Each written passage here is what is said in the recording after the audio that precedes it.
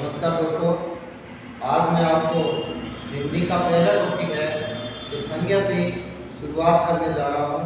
और संज्ञा किस तरीके से पढ़ना है, कैसे पढ़ना है, कैसे याद रखना है, उस चीज़ को मैं सामान्य तरीके से बताने जा रहा हूँ। तो आपका समय नहीं गवाते हुए शुरुआत करते हैं हम, यानी कि संज्ञा। अपना पहला जो टॉपिक है उसका नाम है संज्ञा। संज्ञा यानी कि ये जो टॉपिक है ये एग्जाम के अंदर पूछा जाता है।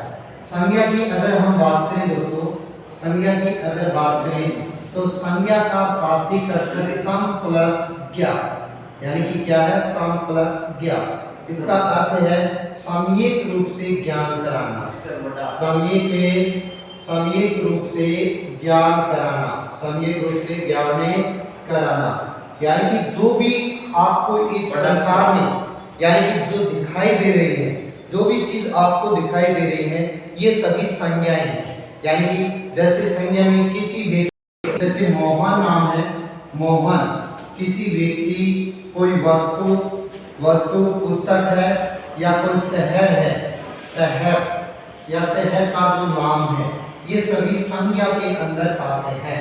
अपने घर में जितनी भी वस्तु के जो नाम है वो सभी के सभी संज्ञा के अंदर ही आते हैं। दोस्तों, आपको पहचान ये करना होता है कि इसमें यानी कि कौन सी व्यक्ति विशेष है, कौन सी स्थान विशेष है, कौन सी अवस्था के अंदर आती है, ये सभी चीजों का ध्यान। इसी कारण संज्ञा को प्रमुख रूप से हम परिभाषा देते हैं किसी व्यक्ति, वस्तु, स्थान, दशा, भाव आदि के नाम को संज्ञा कहते हैं।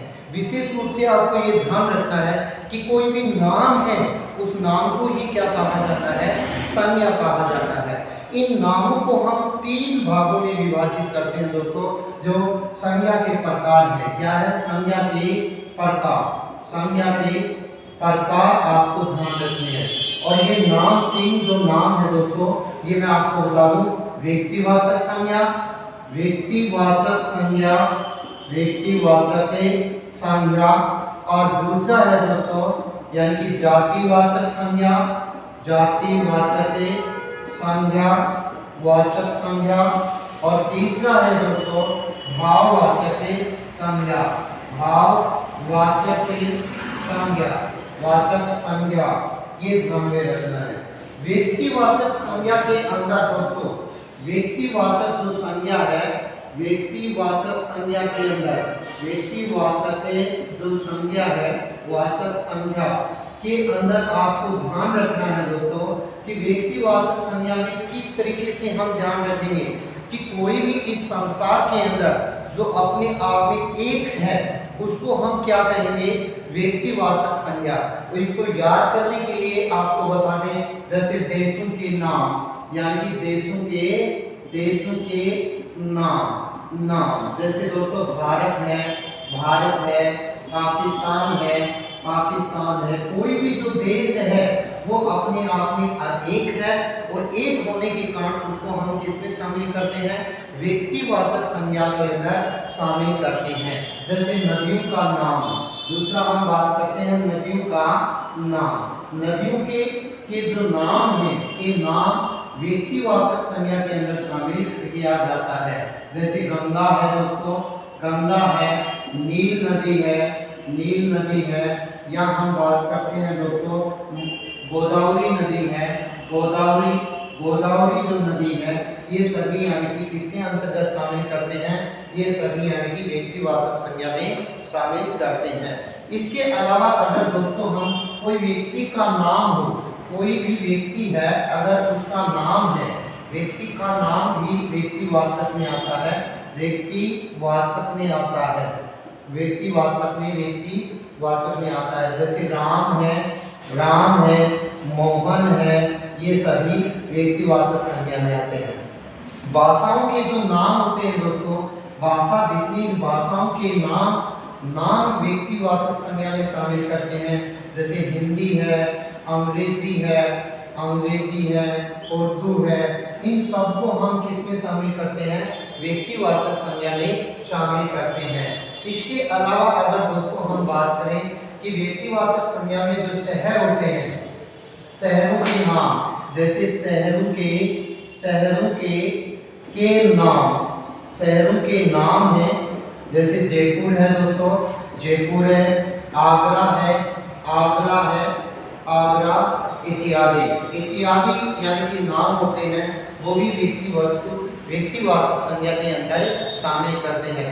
तो दोस्तों आपको ये ध्यान रखना है, जो अपने आप में एक है और व्यक्ति विशेष है या स्थान विशेष है, तो उसको हम यानी कि किस में शामिल करेंगे, व्यक्तिवाचक संज्ञा में शामिल करेंगे। लेकिन दोस्तों आपको विशेष रूप से ये ध्यान रखना होता है कि व्यक्तिवाचक संज्ञा है वो भी यानी कि जातिवाचक संज्ञा के अंदर बन सकती है। जैसे हम बात करेंगे कि बापू ने देश को आजाद कराया, देश को आजाद कराया, आजाद कराया, कराया। तो यहाँ पर दोस्तों बापू है ये अपने आप में जातिवाचक संज्ञा है, लेकिन ये किसी व्यक्ति विशेष की ओर संकेत करने के कारण यहाँ पर बापू का अब व्यक्तिवाचक संज्ञा लिया जाएगा। क्योंकि व्यक्तिवाचक क्यों लिया जाएगा दोस्तों, क्योंकि यानी कि ये शब्द जो है बापू, ये महात्मा गांधी की ओर क्या कर रहा है, महात्मा गांधी की ओर संकेत कर रहा है, महात्मा गांधी की ओर संकेत कर रहा है। इसीलिए एक उदाहरण और देता हूं, जैसे नेता ने आजाद हिंद फौज का गठन किया।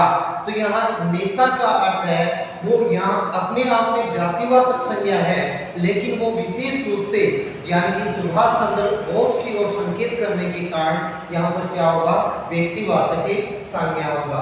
तो दोस्तों आप पहचान गए होंगे कि व्यक्तिवाचक संज्ञा है वो किस तरीके से आपको यानी कि ध्यान में रखना है कि यानी कि देशों के नाम होते हैं, शहरों के नाम होते हैं, नदियों के नाम होते हैं, भाषाओं के नाम होते हैं, यानी कि और व्यक्ति विशेष जो नाम होते हैं उनको व्यक्तिवाचक संज्ञा में शामिल किया जाता है। दूसरा जो अपना टॉपिक आता है यानी कि दूसरा जो प्रकार है दोस्तों, वो प्रकार आता है अपना जातिवाचक संज्ञा। तो जातिवाचक संज्ञा आपको रटने की आवश्यकता नहीं है दोस्तों। जातिवाचक संज्ञा को याद कैसे करेंगे दोस्तों, यानी कि जो एक तो अपने आप में एक से अधिक है, यानी कि या जिनका बहुवचन बनता है वो हमेशा जातिवाचक संज्ञा होते हैं। इनको याद करने के लिए दोस्तों आपको ये कि हमारे घर के जितना भी सामान है, हमारे घर में जितना सामान होता है, जितना सामान है दोस्तों, सामान जो होता है वो सारा का सारा किसमें शामिल करते हैं, जातिवाचक संज्ञा में शामिल करते हैं। जैसे घर के अंदर पंखा है, कुर्सी है, टेबल है, टेलीविजन है, रेडियो है, मोबाइल है, कोई पुस्तक है, खिड़की है, ये सभी के सभी हम किसमें शामिल करते हैं दोस्तों, जातिवाचक संज्ञा के अंदर शामिल किया जाता है। तो विशेष रूप से इसको रटने की आवश्यकता नहीं है, आपको ध्यान रखना है। जैसे आप कोई भी गिलास ले रखे हैं तो आपको ये पता होना चाहिए कि गिलास में कौन सी संज्ञा है, तो जातिवाचक संज्ञा है। मटके से पानी पी रहे हैं तो मटके में कौन सी संज्ञा है, जातिवाचक संज्ञा है। और भी जातिवाचक संज्ञाओं को याद करने के लिए दोस्तों मैं आपको कुछ फैक्ट बता देता हूँ कि इस तरीके से आप जातिवाचक संज्ञा को याद करेंगे। तो दोस्तों जातिवाचक संज्ञा में यानी कि वेशभूषा या दोस्तों क्या आते हैं, श्रृंगार सामग्री जो है दोस्तों, ये सभी के सभी जातिवाचक संज्ञा में आते हैं। जैसे वेशभूषा में जैसे कोई पैंट है, शर्ट है, लहंगा है, यानी कि या फिर श्रृंगार सामग्री में जैसे कोई हम बात करें पाउडर की बात कर लेते हैं, या फिर हम श्रृंगार शीशा की बात करते हैं, या इन सभी को हम शामिल करते हैं जातिवाचक संज्ञा के अंदर शामिल करते हैं दोस्तों। दूसरा हम यदि कोई भी शब्द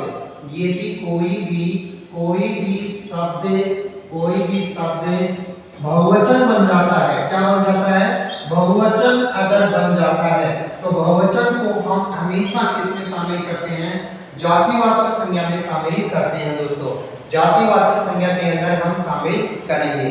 तीसरी हम बात करते हैं दोस्तों जो कि धातु होती है, धातु होती हैं उनको हम जातिवाचक संज्ञा में शामिल करते हैं। उनको जैसे हम सोना है, तांबा है, लोहा है, निकिल है, इन सबको हम किस में शामिल करते हैं दोस्तों, जातिवाचक संज्ञा संज्ञा के अंदर शामिल करते हैं। लेकिन जातिवाचक संज्ञा के भी प्रमुख रूप से दोस्तों दो भेद माने जाते हैं, प्रमुख रूप से दो भेद माने जाते हैं। और उन दो भेदों के बारे में मैं आपसे चर्चा करता हूं दोस्तों। एक तो जितना भी समूहवाचक संज्ञा है, समूहवाचक संज्ञा, और एक क्या होती है दोस्तों तरलवाचक, यानी कि संज्ञा के अंतर्गत शामिल किया जाता है। जैसे दोस्तों सभा, सभा यानी कि क्या है समूह है।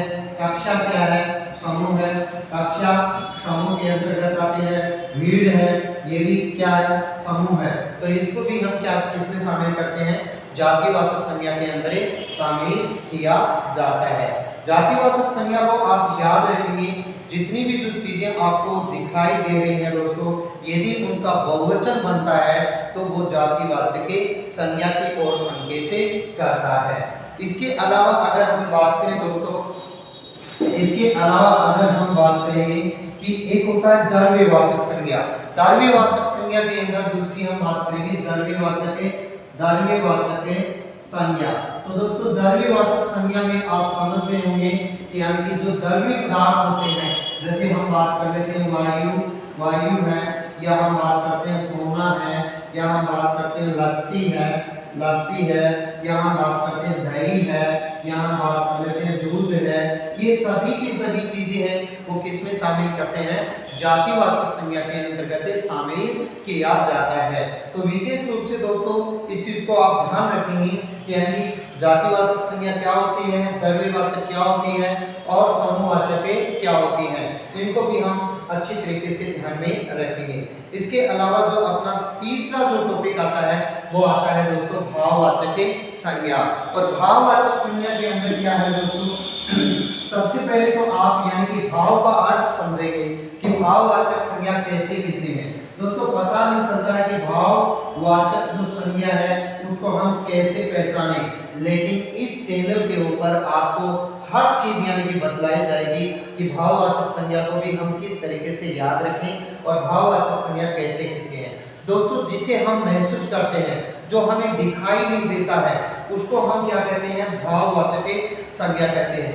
याद रखना दोस्तों भाववाचक संज्ञा का निर्माण भाववाचक संज्ञा का